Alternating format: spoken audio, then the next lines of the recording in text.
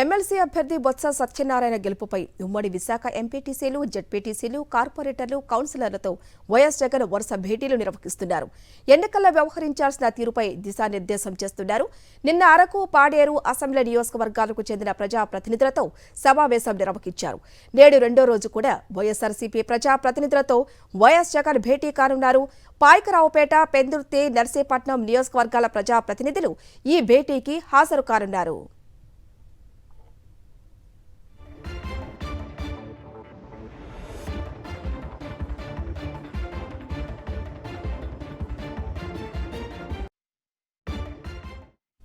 రైటిక ఈ భేటీకి సంబంధించిన మరింత సమాచారం తాడేపల్లి పార్టీ ఆఫీస్ నుంచి మా ప్రతినిధి రవీందర్ అందిస్తారు. రవీందర్, రెండో రోజు భేటీ ఎలా ఉండబోతోంది? ఏ విధంగా దిశానిర్దేశం చేయబోతున్నారు వైఎస్ జగన్?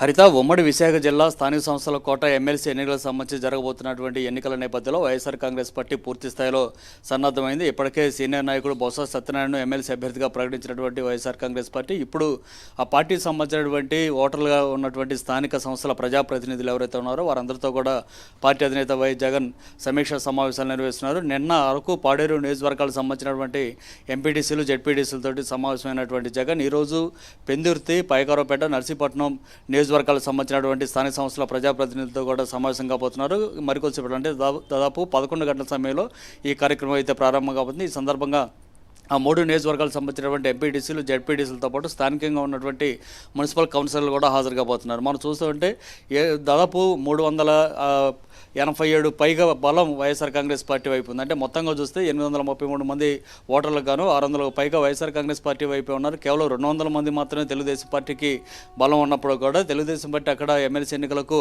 అభ్యర్థిని పెడుతున్న పరిస్థితి కనిపిస్తుంది. అంటే ఖచ్చితంగా ఏదో ఒక కుట్రలు, కుతంత్రాలకు తెరలేపి వైఎస్ఆర్ కాంగ్రెస్ పార్టీ వైపు ఉన్నటువంటి ప్రజాప్రతినిధులను తమ వైపు తిప్పుకునేందుకు తెలుగుదేశం పార్టీ కుయుక్తులైతే పడుతుంది. ఈ నేపథ్యంలో వీటిని ఏ విధంగా ఎదుర్కొనవాలి, ఏ విధంగా ముందుకెళ్లాలి అనేటువంటి అంశాల మీద పార్టీ అధినేత వైఎస్ జగన్ ప్రస్తుతం అయితే వర్క్షాపులు నిర్వహిస్తున్నారు. అందులో భాగంగా నిన్న అరకు, పాడేరు జరిగింది. ఈరోజు మిగతా 3 నియోజకవర్గాలు అంటే పాయకరావుపేట, నర్సీపట్నం అట్లాగే పెందుర్తి నియోజకవర్గాలకు సంబంధించినటువంటి నియోజకవర్గాల నాయకులతో ఈరోజు సమావేశం అయితే జరగబోతుంది. త్వరలోనే అంటే రేపు మళ్ళీ కర్నూలు జిల్లాకి వైఎస్ జగన్ వెళ్ళబోతున్న నేపథ్యంలో వచ్చిన తర్వాత భీమిలి నియోజకవర్గానికి సంబంధించి అలాగే విశాఖ సిటీకి సంబంధించినటువంటి స్థానిక ప్రజాప్రతినిధులతో కూడా వైఎస్ జగన్ సమావేశం కాబోతున్నారు. ఇప్పటికే బొత్స సత్యనారాయణ ఎమ్మెల్సీ అభ్యర్థిగా ప్రకటించిన నేపథ్యంలో ఆయన ఏ విధంగా గెలిపించుకురావాలనేది, అట్లాగే అధర్మయుతం చేస్తున్నటువంటి చంద్రబాబు నాయుడును ఏ విధంగా ఎదుర్కోవాలి, చంద్రబాబుకి ఏ విధంగా బుద్ధి చెప్పి వైఎస్ఆర్ కాంగ్రెస్ పార్టీ అభ్యర్థిగా ఉన్న బొత్స సత్యనారాయణ గెలిపించుకుని రావాలనేటువంటి అంశాల గురించి వైఎస్ జగన్ స్థానిక సంస్థల ప్రజాప్రతినిధులకు అయితే దిశానిర్దేశం చేసిన పరిస్థితి కనిపిస్తుంది. దీనికి సంబంధించి మరికొద్దిసేపట్లో అంటే